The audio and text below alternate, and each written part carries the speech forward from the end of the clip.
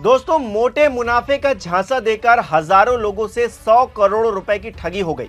ये ठगी किसी और ने नहीं की, बल्कि भारतीय जनता पार्टी के नेता सूर्यकांत मौर्य ने की, जो बीजेपी का महानगर मंत्री है।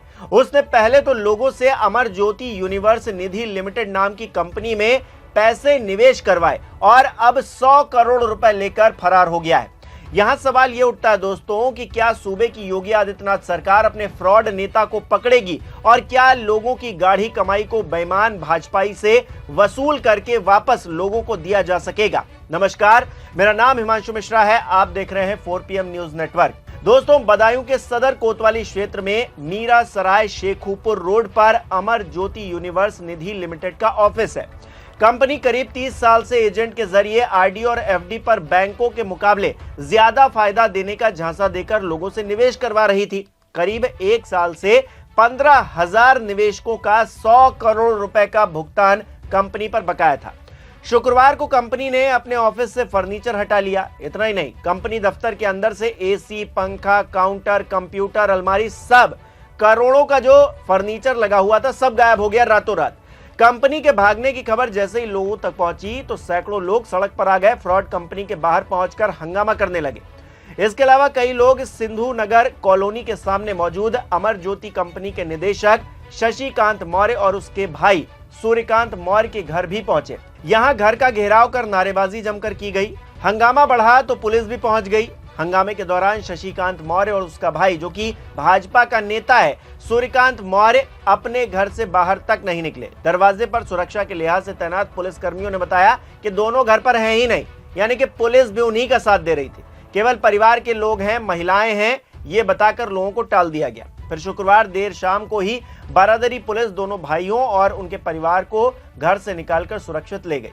कहां गए किसी को पता नहीं, कहां हैं कोई नहीं जानता।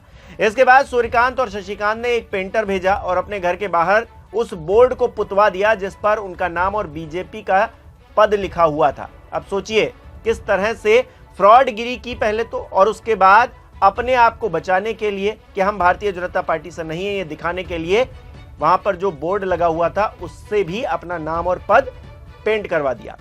बताया जा रहा है दोस्तों कि 15,000 खाता धारकों को करीब 1 अरब रुपए मिलने वाला था। मैच्योरिटी 1 साल पहले ही पूरी हो चुकी थी, लेकिन उन्हें अब तक एक भी पैसा नहीं मिल पाया है।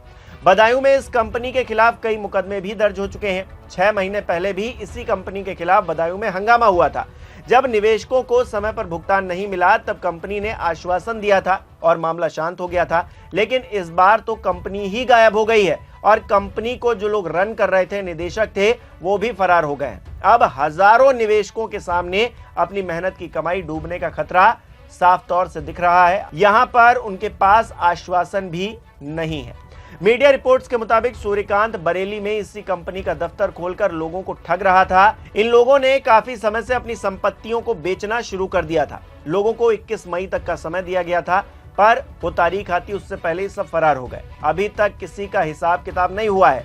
ज्यादा मुनाफे के चक्कर में किसी ने अपना घर बेचा था, तो किसी ने अपने गहने बेचे थे, तो कोई अपनी जमा पूंजी निवेश करके बैठा हुआ था इस उम्मीद में कि कल को हमको एक मोटी रकम मिलेगी, ज्यादा रकम मिलेगी जिसको हम इस्तेमाल कर पाएंगे। जब पैसे देने का वक्त आया तो कंपनी ही रातों रात फरार हो गई।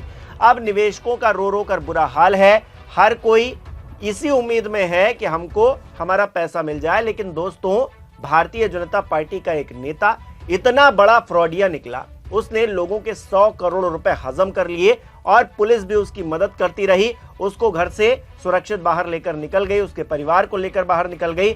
अब वो भारतीय जनता पार्टी का नेता कहां पर है किसी को नहीं पता है, उसका परिवार कहां पर है किसी को नहीं पता है। लोग रोड पर खड़े होकर रो रहे हैं कि किस तरह से हमने इस फ्रॉड कंपनी में निवेश किया और उसके बाद उनके पैसे डूब गए। सोचिए, भारतीय जनता पार्टी के शासनकाल में इस तरह का काम हो रहा है। भारतीय जनता पार्टी ये दावा करती है, सीएम योगी आदित्यनाथ सूबे के मुख्यमंत्री हैं, वो ये दावा करते हैं कि सारे भ्रष्टाचारी खत्म हो गए हैं, सारे भ्रष्टाचारी जेलों में बंद हो गए हैं। लेकिन सवाल यही है कि जब सत्ता के अंदर ही भ्रष्टाचारी बैठे हुए हैं, वही लोगों को चूना लगाने पर तुले हुए हैं, तो फिर किसको किसको अंदर कीजिएगा। और सवाल यहां पर यह भी उठता है कि क्या ये लोग पकड़े भी जाएंगे कभी, क्योंकि इतने रसूखदार, इतने पार्टी में पदों पर मौजूद लोग अगर पकड़े जाएंगे तो पार्टी की छवि का क्या होगा। तो अपनी छवि भी तो बचानी है, उसको भी तो डेंट नहीं होने देना है। और ऐसे में इन लोगों का पकड़ा जाना एक बहुत बड़ी बात होगी, बहुत बड़ा संदेश होगा। हालांकि भारतीय जनता पार्टी ऐसे कोई संदेश देती नहीं है, अपने नेताओं पर कार्रवाई नहीं करती है। जब सेना पर अभद्र टिप्पणी करने वाले, सेना को बदनाम करने वाले लोग पार्टी में बने हुए हैं, मंत्री पद पर बैठे हुए हैं, तो इनकी क्या ही बात कीजिएगा। इन्होंने तो आम जनता का पैसा लूटा है, आम जनता रो रही है तो रोया करे, सरकार को क्या ही फर्क पड़ता है। अब देखिए कार्रवाई होगी तो लगेगा कि हाँ भारतीय जनता पार्टी के अंदर कोई रीढ़ बची हुई है, और अगर नहीं होगा तो फिर तो आप जानते ही हैं, हमेशा की तरह लोग 2 दिन बात करेंगे और उसके बाद भूल जाएंगे। रोएगा कौन? जिनके पैसे डूब गए। आप इस खबर को किस तरह से देख रहे हैं, कमेंट करके जरूर बताइए।